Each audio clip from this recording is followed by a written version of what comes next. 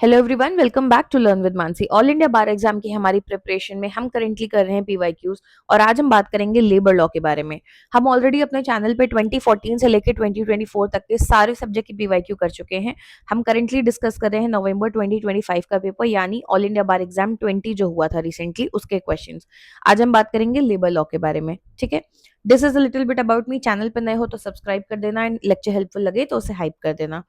Telegram join कर लेना, lecture की पीडीएफ, पीवाईक्यू की पीडीएफ, कोई भी डाउट हो हमसे वहां पे कनेक्ट कर सकते हो। And also follow us on our Instagram. Syllabus अगर ध्यान से देखो तो लेबर एंड इंडस्ट्रियल लॉ से 4 क्वेश्चन आते हैं। छोटा टॉपिक है बट इसके बेयर एक्ट बहुत ज्यादा होते हैं, तो इस पे ना बेयर एक्ट में बहुत ज्यादा टाइम इस समय देने की जरूरत नहीं है जब आपके पास 40-50 दिन है एग्जाम के। पूरा साल पढ़ा है, आराम से पढ़ो, जरूर पढ़ाई करो, but immediately before the exam बहुत ज्यादा इस पे टाइम मत दो क्योंकि बहुत बल्कि बेयर एक्ट है। इसके अंदर कई सारे एक्ट्स आते हैं। ठीक है, what you need to make sure is कि आप एग्जाम में सारे बेयर एक्ट ले जाओ।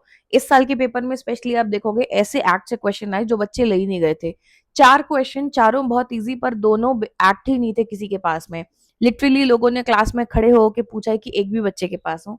No one had them. बहुत अनएक्सपेक्टेड था, और जबकि चारों क्वेश्चन बहुत आसान आए थे। So what you have to do is to make sure कि जितने ज्यादा एक्ट्स हो सकते हैं आप सब ले जाइए।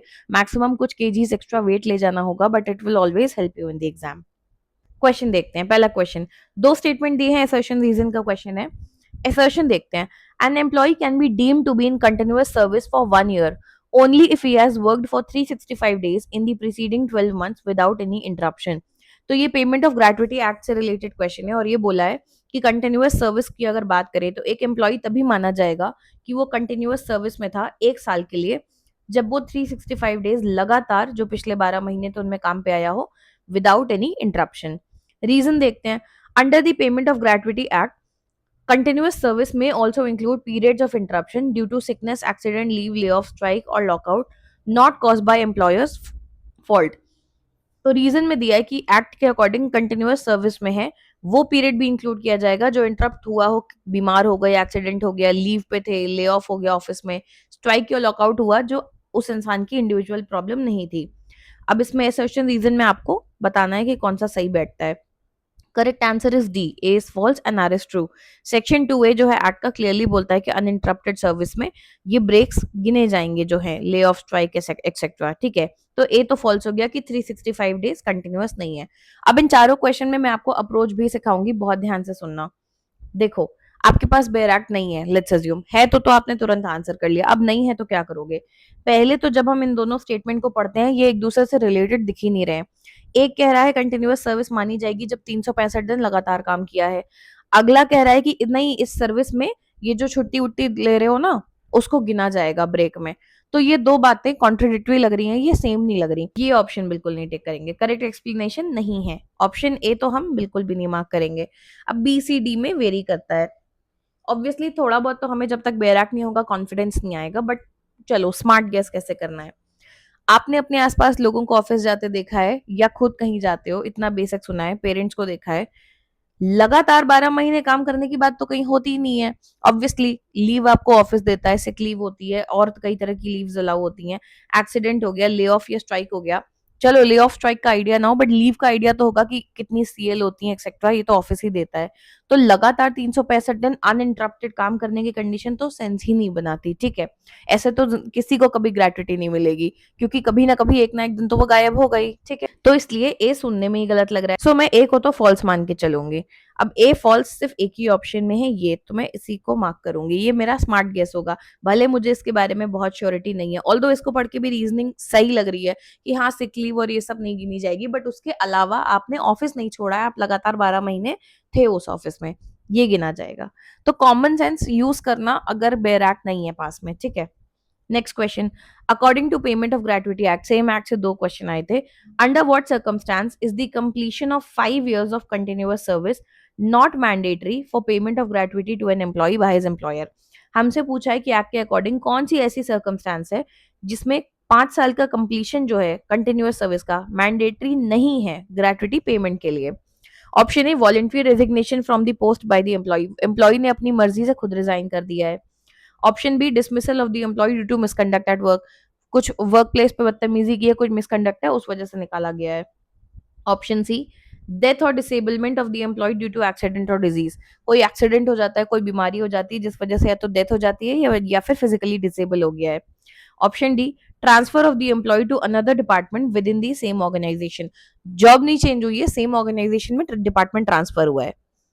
तो हमसे पूछा है कौन से केस में 5 साल की कंटिन्यूअस सर्विस मैंडेटरी नहीं है। बेयर एक्ट है तो आंसर कर ही लोगे, नहीं है तो क्या करोगे, सोच के देखो। 5 साल में मैं दूसरे साल में खुद ही रिजाइन कर दे रही हूँ, तो भाई एम्प्लॉयर क्यों ग्रेट्युटी देगा अगर 5 साल का रूल है?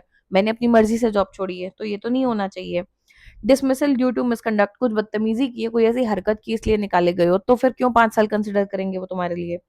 ये एक रीजन सेंसिबल साउंड करता है कि अब किसी की डेथ हो गई तीसरे साल में, तो अब क्या कर सकते हैं, तो उसकी फैमिली को एंटाइटलमेंट इतना होना चाहिए ना कि उन्हें ग्रेट्युटी मिले, ठीक है। या डिसेबल हो गया, तो ये सही साउंड कर रहा है।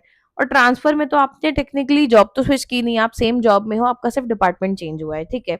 तो उसको भी एग्जैक्टली नहीं माना जाएगा। तो अगर वाइल्ड गेस भी करना हो तो आप सी या डी मैक्सिमम कंफ्यूज हो सकते हो, बट सबसे प्रोबेबल आंसर सी ही लग रहा है, ठीक है। और आंसर सी है सेक्शन 2A, अगर बेयर एक्ट है पास में तो क्लियरली दिया हुआ है, ठीक है। नेक्स्ट क्वेश्चन, स्टेटमेंट है और दो कंक्लूजन्स दिए हैं। ऐसे क्वेश्चंस में थोड़ा फायदा क्या होता है, आपके पास अगर बेरैक नहीं भी है तो आपको स्टेटमेंट में आंसर मिलने का स्कोप बहुत ज्यादा होता है। देखते हैं स्टेटमेंट क्या है। According to child and adolescent labour prohibition and regulation act, ये भी बेरैक बच्चों के पास नहीं था, सो मेक श्योर आप बेरैक सारे ले जाओ। The appropriate government credits 15,000 to the Child and Adolescent Labor Rehabilitation Fund for each child or adolescent for whom fine amount from the employer has been deposited. The amount in the fund is deposited or invested in banks and the interest accrued is also payable to the child or adolescent. तो हमसे कहा गया कि act के according जो भी government है 15,000 डालती है रिहैबिलिटेशन फंड में हर बच्चे के लिए, और जो एडोलेसेंट है उसके केस में एम्प्लॉयर भी फाइन अमाउंट डाल रहा होता है। जो भी अमाउंट होता है इस फंड में उसको डिपॉजिट करते हैं या इन्वेस्ट किया जाता है, और जो इंटरेस्ट बनता है वो भी उस बच्चे को दिया जाता है, ठीक। कंक्लूजन, पहला स्टेटमेंट, द चाइल्ड और adolescent is entitled not only to the credited amount but also to the interest accrued, की जो क्रेडिटेड अमाउंट है सिर्फ वो नहीं बल्कि जो इंटरेस्ट आया है वो भी बच्चे को मिलेगा। तो ये बात देखो यहाँ क्लियरली लिखी है, ऑल्सो लिखा है कि जो भी अमाउंट है वो तो है, interest occurred is also payable, यानी ऑल्सो मतलब इंटरेस्ट भी बच्चे को दिया जाएगा। तो ये बात क्लियरली लिखी है, तो 1 हमें सही लग रहा है। तो ये ऑप्शन तो डिलीट हो गया और ये ऑप्शन भी डिलीट हो गया। 2 देखते हैं, the government is not required to deposit any money other than what is collected as fine from the employer, सिर्फ एम्प्लॉयर जो फाइन की तरह कलेक्ट कर रहे हैं वही अमाउंट होगा, गवर्नमेंट पैसा नहीं डालेगी। बट यहाँ तो हमें पहले ही बताया था गवर्नमेंट डालती है 15,000 हर बच्चे के लिए, तो स्टेटमेंट 2 गलत हो गया। तो answer is A, only conclusion 1 follows, बिना बैराक के भी ये सॉल्व हो गया। A, only conclusion 1 follow, section 14B में वैसे ही बातें क्लियरली दी हुई है, बट ये बिना बैराक के भी हमने सॉल्व कर लिया। अब ये क्वेश्चन देखते हैं, लास्ट है। Mister X owns a bakery where he employs Y, a 16-year-old adolescent. Simple सी बात है। At first X gives Y every Sunday off as his weekly holiday, हर संडे छुट्टी होती थी उसकी। 2 महीने बाद X decides to change the weekly holiday to Wednesday, okay, and paste a notice about this change on the bakery wall. 2 महीने बाद x ने डिसाइड किया कि अब से संडे को छुट्टी नहीं होगी, वेडनेसडे को ऑफ होगा, ठीक है। और ये नोटिस उसने बेकरी की दीवार पे लगा दी। According to child and adolescent labour prohibition and regulation act, ये चेंज वैलिड है या इनवैलिड, हमें ये बताना है। ऑप्शन ए वैलिड है, since employers can change the holiday any time by giving notice. Valid है कि एम्प्लॉयर की मर्जी, वो जब चाहे हॉलीडे चेंज कर सकते हैं नोटिस लगा के। ऑप्शन बी इनवैलिड है, क्योंकि weekly holiday can not be altered before completion of at least 3 months, कम से कम 3 महीने पूरे हो जाए उसके बाद ही आप वीकली हॉलीडे चेंज कर सकते हैं। ऑप्शन सी वैलिड है, since the adolescent is given a full day of rest. Valid इसलिए क्योंकि पूरे दिन का छुट्टी मिलती है, कोई भी दिन मिले। ऑप्शन डी इनवैलिड है, only if the notice is not displayed in the establishment. Invalid होगा अगर नोटिस नहीं लगाई होगी। अब बेयर एक्ट तो है नहीं, तब क्या करोगे, है तब तो कर ही लोगे सॉल्व, बट नहीं होगा तो क्या करोगे, सोच के देखो। वैलिड है क्योंकि employer can change the holiday any time by giving notice. आप एक ऑफिस जाते हो, आपकी हर संडे छुट्टी होती है, सिर्फ नोटिस लगा दी बाहर और ऑफिस में एकदम से बोल दें अगले हफ्ते से वेडनेसडे को ऑफ होगा, फिर बस अगले हफ्ते नोटिस लगा दी और बोलेंगे अब से जो है ना ट्यूसडे को ऑफ होगा। क्या ये वर्केबल लग रहा है, क्या ये लॉजिकल लग रहा है? नहीं लग रहा है, राइट। कि हर हफ्ते मान लो बॉस बदल दे, अब इसमें 2 महीने लिखा है वो करने को हर 2 दिन में कर दे, क्या फर्क पड़ता है, नोटिस लगानी है बस उसे। तो ये बहुत लॉजिकल तो साउंड नहीं कर रहा है। चलो आगे देखते हैं। इनवैलिड क्योंकि वीकली हॉलीडे 3 महीने के पहले ऑल्टर नहीं हो सकती। सुनने में तो ठीक लग रहा है पर हमें रूल का तो पता नहीं, 3 महीने 6 महीने हमें कोई आइडिया नहीं है। चलो साइड रखते हैं। C, valid since the adolescent is given a full day of rest every week. ये तो रूल है कि आपको फुल डे ऑफ रेस्ट, पूरे एक दिन की छुट्टी जरूर देनी होगी। तो ये भी थोड़ा साउंड तो कर रहा है कि वैलिड है क्योंकि आप छुट्टी दे रहे हो। Option D, invalid only if the notice is not displayed in the establishment.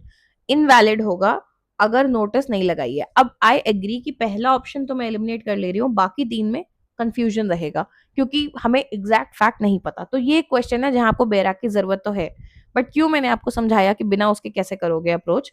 At least आपने एक ऑप्शन एलिमिनेट कर लिया, ठीक है।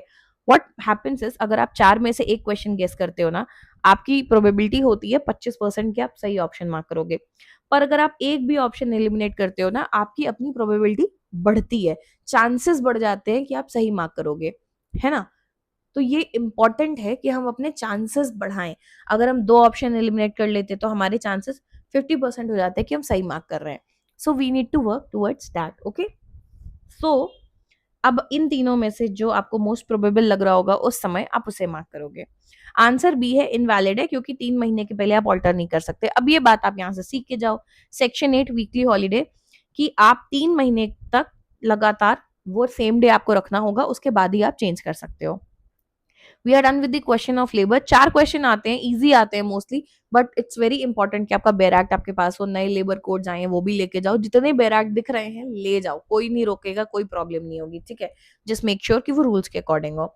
सो we are done with labour law. बाकी लेक्चर्स भी देखते रहो, stay tuned and keep watching.